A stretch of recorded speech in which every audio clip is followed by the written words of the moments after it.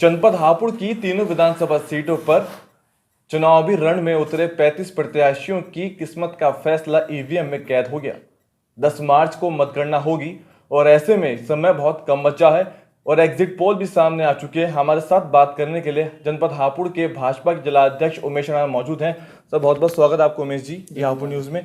हम देख रहे हैं एग्जिट पोल सामने आ चुके हैं जिसमें भाजपा को बढ़त मिलती नजर आ रही है, लेकिन जो दूसरी पार्टियां हैं वो कह रही हैं कि एग्जिट पोल फेल होंगे।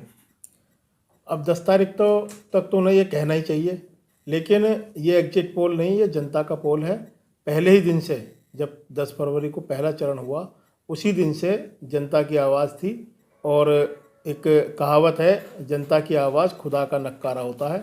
जनता ने पहले दिन तय कर लिया था भारतीय जनता पार्टी की सरकार को रिपीट करना है, योगी जी को पुनः उत्तर प्रदेश की गद्दी सौंपनी है, जिससे कि माफिया, बदमाश, बाहुबली ये जिस तरह से 5 साल अपने बिलों में रहे, अपने घरों में रहे या जेल में रहे, इसी तरह से आगे भी उत्तर प्रदेश में माफिया राज खत्म हो, परिवारवाद खत्म हो, उस पर चोट करने के लिए जनता ने वोट किया। और जनता की जो आवाज़ थी वही आज एग्जिट पोल दिखा रहा है। और निश्चित रूप से 10 मार्च को पूर्ण बहुमत के साथ उत्तर प्रदेश में भारतीय जनता पार्टी की सरकार बनेगी।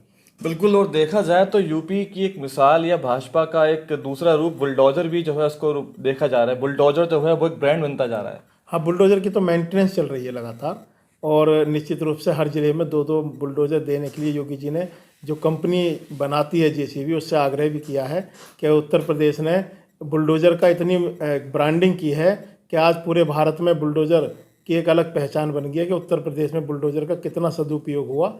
और योगी जी ने कहा भी कंपनी को हर जिले को एक एक बुलडोजर एक अपनी ब्रांडिंग के लिए दे देना चाहिए। बिल्कुल। जनपद हापुड़ की अगर बात करें यूपी के बाद, तो हापुड़ में क्या कुछ आप देख रहे हैं तीनों विधानसभा सीटों पर? हालांकि यहाँ पर विपक्ष की बात करें या अन्य पार्टियों की बात करें तो वो इस एग्जिट पोल को या भाजपा का जो दावा है उसको कह रहा है कि ये सब फेल साबित होंगे।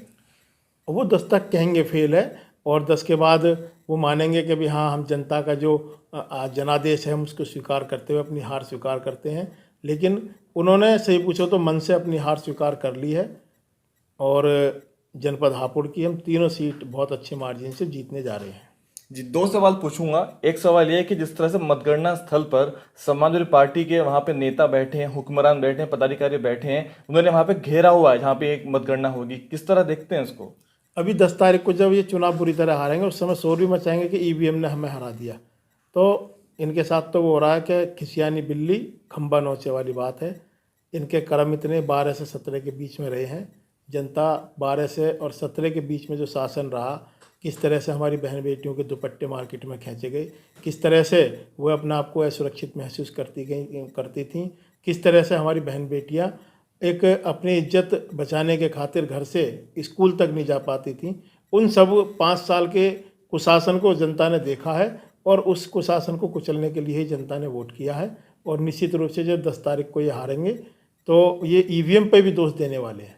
बिल्कुल। और एक आखिरी सवाल है मेरा कि दल बदल हमने देखा, और तीनों विधानसभा सीटों की बात करें, किसी ने कभी दल बदला। इसका फर्क भाजपा पर क्या पड़ेगा? अगर तीनों सीटों की बात करें तो किसके पाले में जाती नजर आ रही है? तीनों सीट भारतीय जनता पार्टी जीतेगी। पिछली बार हमारे पास 3 में से 2 आई थी और एक धौलाना बहुत मामूली इसी अंतर से हार गए थे। इस बार धौलाना पर भी भारतीय जनता पार्टी ने बहुत मजबूती से चुनाव लड़ा है। और निश्चित रूप से जनपद हापुड़ की तीनों सीट अच्छे मार्जिन से जीत करके हम भारतीय जनता पार्टी की झोली में डालेंगे। तो ये तो भाजपा के जिलाध्यक्ष जो उमेश राणा, जिन्होंने बताया कि तीनों सीटों पर भारतीय जनता पार्टी की जीत होगी और भगवा तीनों सीटों पर लहराएगा। कैमरा पर्सन पंकज कश्यप के साथ पुलकित अग्रवाल, ई हापुड़ न्यूज़, हापुड़।